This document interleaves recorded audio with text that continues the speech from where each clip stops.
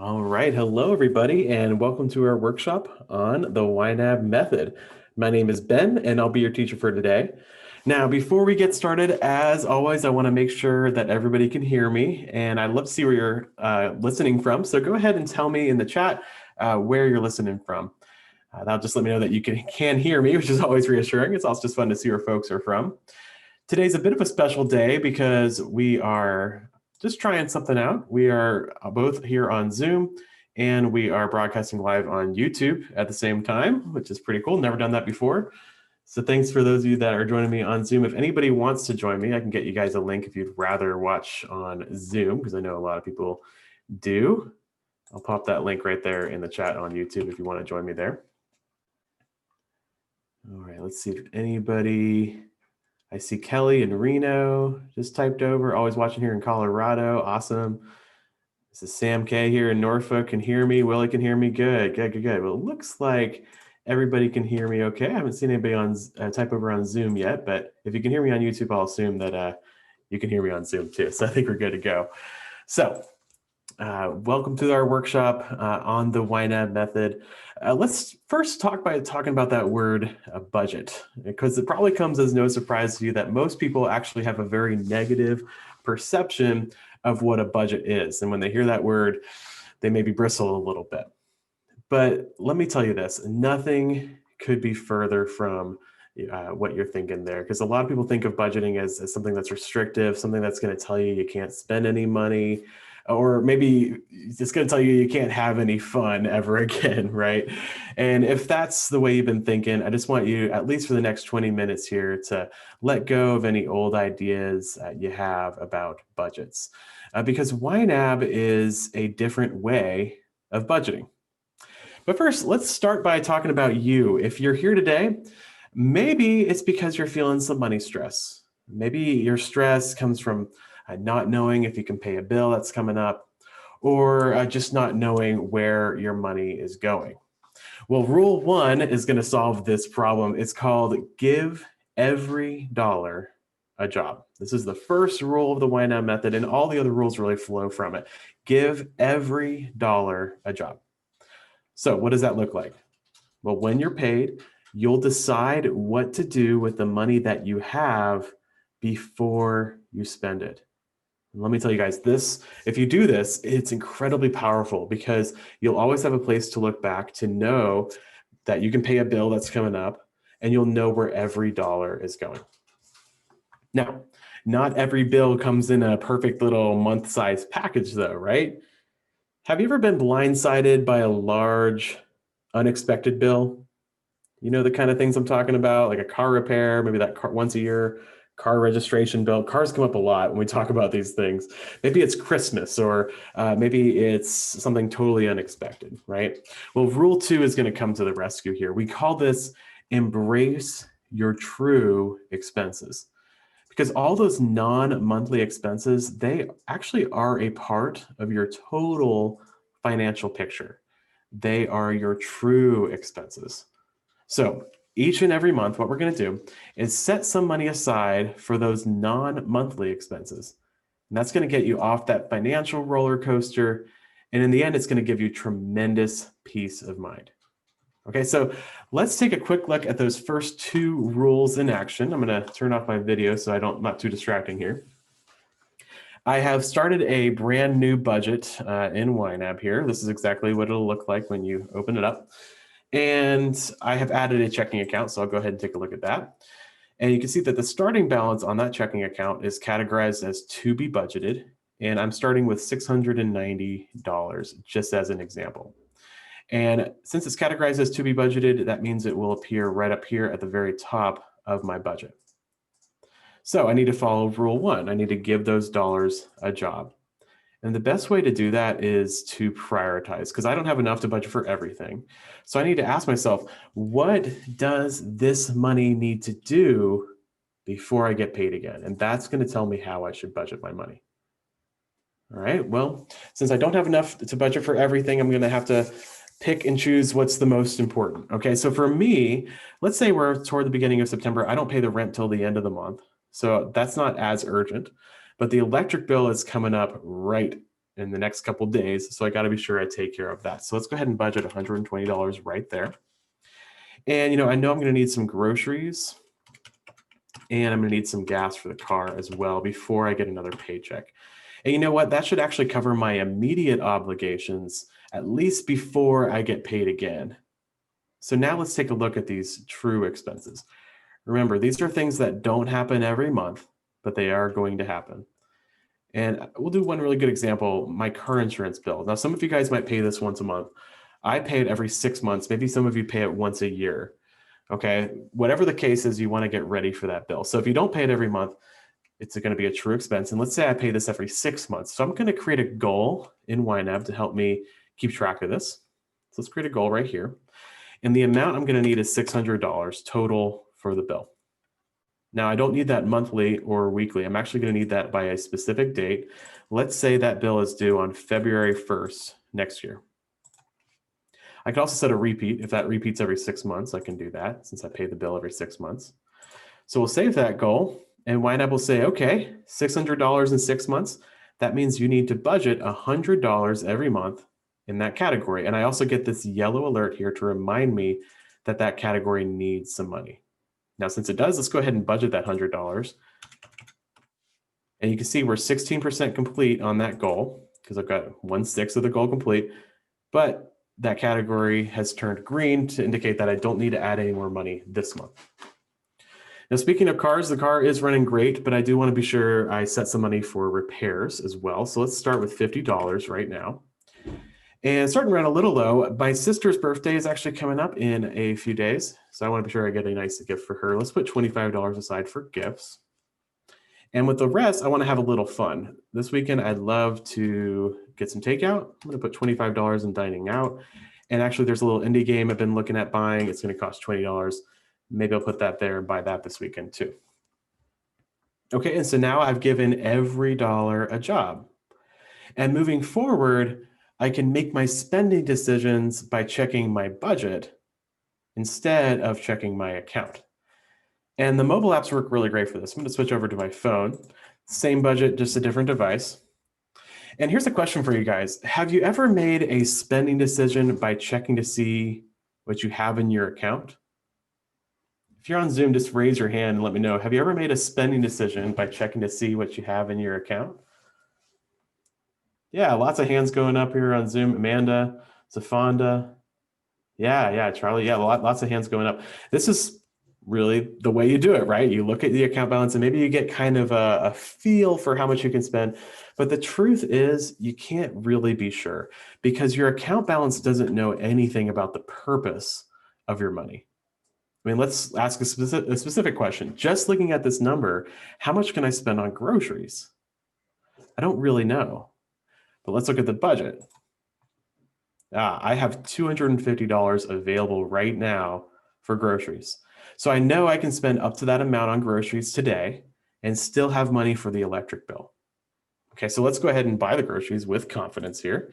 Let's say I spend $165 at the grocery store here. I'll add the payee as well.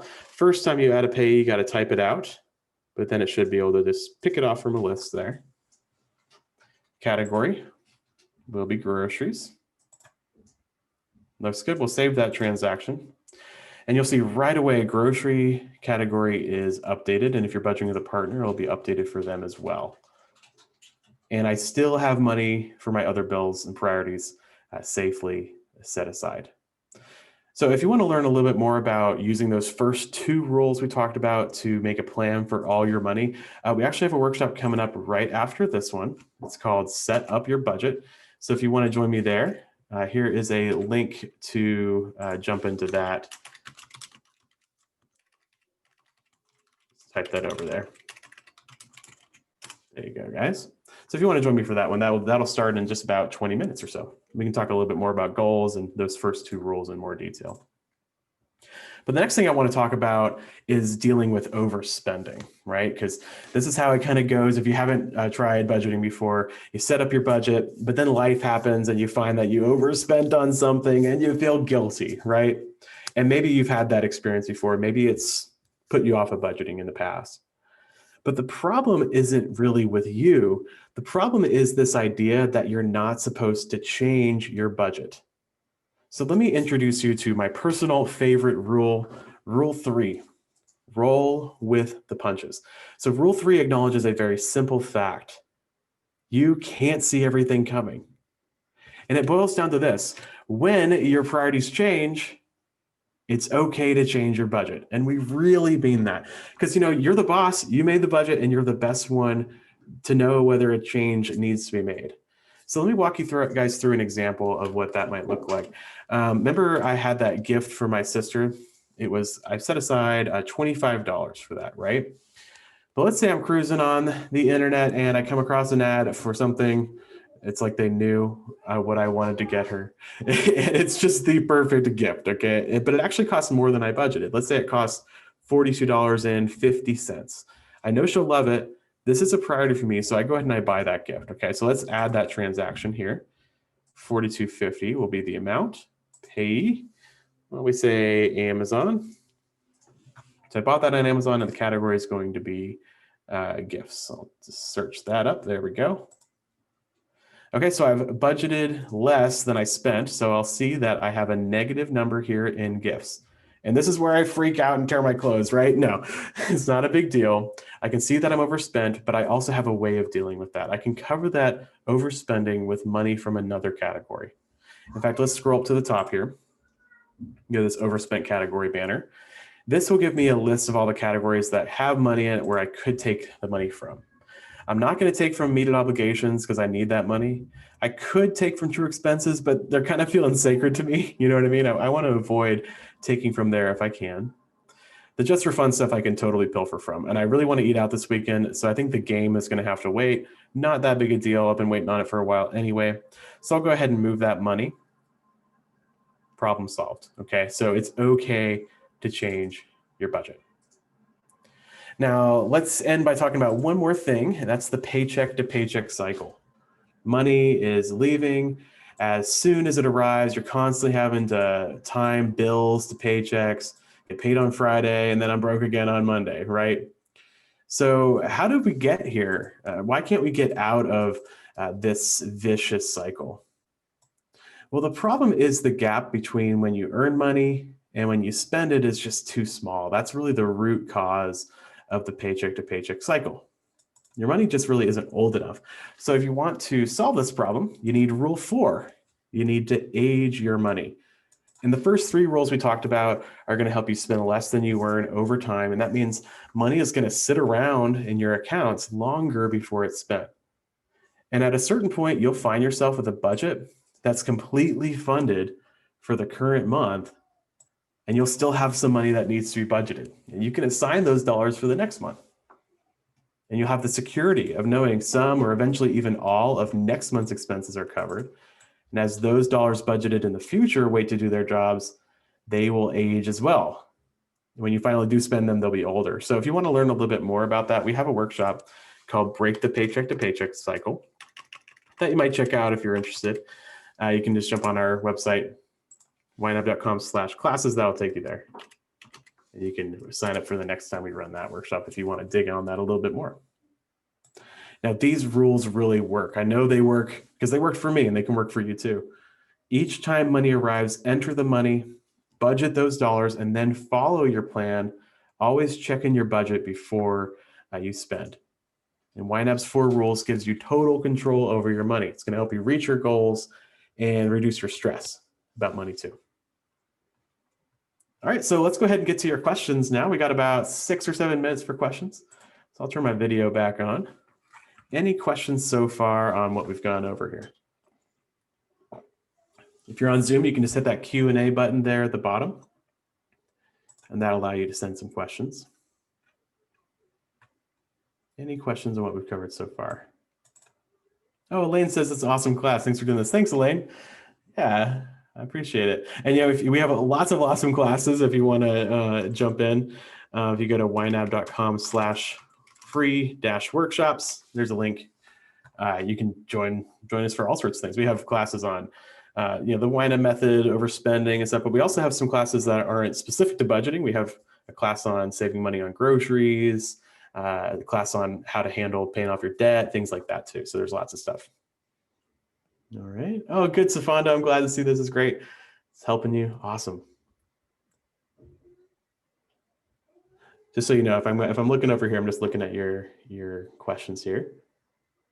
Sarah says, love that I've found fellow budget nerds. Yes. It's good to have a community. That's a big part of YNAB too, is the community. We have wonderful, wonderful people here, and they'll support you for real. All over the internet, you'll find YNABers talking about budgeting. Well, I don't see any questions right now. So I'll talk about one thing that commonly comes up. Oh, actually, let me take a look at, I just saw one question come in here. Amanda, this is a great question. Amanda says, if I don't spend everything that I budgeted in September, for example, spend $200 of $250, do I change the September budget to $200 on October 1st and move that 50 to October's budget? Yes, Amanda, I think that's exactly what you want to do. So let me make sure I understood. So if you don't spend everything that you budgeted in September, do I change the September budget to $200 on October 1st? So yeah, that's going to happen. So any positive amount in a category is going to roll over to the next month. So let's say I went through the month of September and I have that $85 still sitting there in groceries and I never spent it. If I click forward to October, it'll still be available in October. And if I budget any more money to groceries, it'll just be added on top there, right? And so for some categories, you want to leave the money there. Like car insurance, that's exactly what it's designed for, right? Because I'm saving up $600 in that category like it's a savings account, right? So I have $100 there, I would add another 100 and now I have 200. So those categories you want to leave alone. But for something like groceries or maybe gas or maybe the fun stuff like dining out, if you have any extra money, maybe you move some of that money to a goal. Like maybe I'm trying to put some extra money on my student loan. I could say, hey, let's take this $85 right here and let's move it to my student loan category. So all I did was click on the available amount there, moved it. And so now I've got the $85 in my student loan category instead, and I can pay that on the student loan, right? So that's the way to handle it if you want to move some money around. Let me know if that helps, Amanda. Really depends on the category and on your preference, whether you move that money.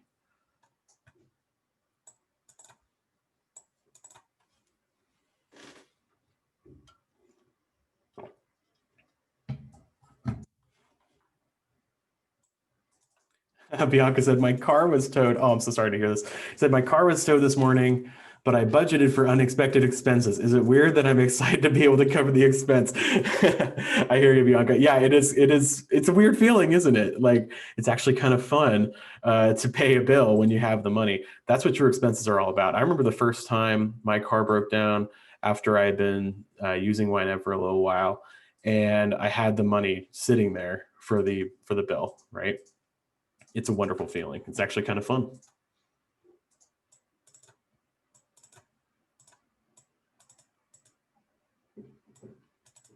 So Tiger said that your age of money is kind of stuck because you're sending that money out. Yeah, that will happen, Tiger. That's true, because when you send that money out of the budget, the age of money might go down because you're paying it on the debt. But you know what? You don't need to live for that age of money metric. That's just one metric of many.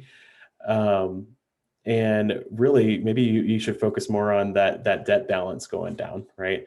That's a good thing. So, because you're sending a lot of money out of your budget to pay off debt, that will happen. Your age of money might not go up as quickly, but you're still in a good place because you're still making progress. So I just want to encourage you there. And if anybody wants to know a little bit more about age of money, which is the metric that we use to kind of track your progress and hopefully encourage you a little bit, we have a workshop called Break the Paycheck to Paycheck Cycle. We can talk a little bit more about that there. All right. Well, I don't see any more questions coming over on Zoom, and appreciate all the kind words on YouTube, y'all. Yeah, if anybody wants to join me, we have a workshop called Set Up Your Budget coming up next. I dropped the link up in the chat earlier. I'll drop that again if any of you want to join me for that. That's coming up in about 10 minutes, so hope to see a lot of you guys there. It's been a real pleasure chatting with you. If you guys have any questions going forward, you can always reach out to us. Our support team, we try to get back within 24 hours on email, and sometimes we're available on chat. If you hit this little question mark here in the web app, you can actually reach out to us directly just by clicking send a message here. And if you're on the phone, same thing. You swap over to there. You go to help, scroll down. You can message us straight from here, or if you want, you could just send us an email, help@ynab.com. We're always eager to help you out if you have any questions or need some help with your budgets. You know, our support staff is teachers too, really. We're all here to teach you how to budget. So if you have any questions or just want some advice, feel free to reach out to us.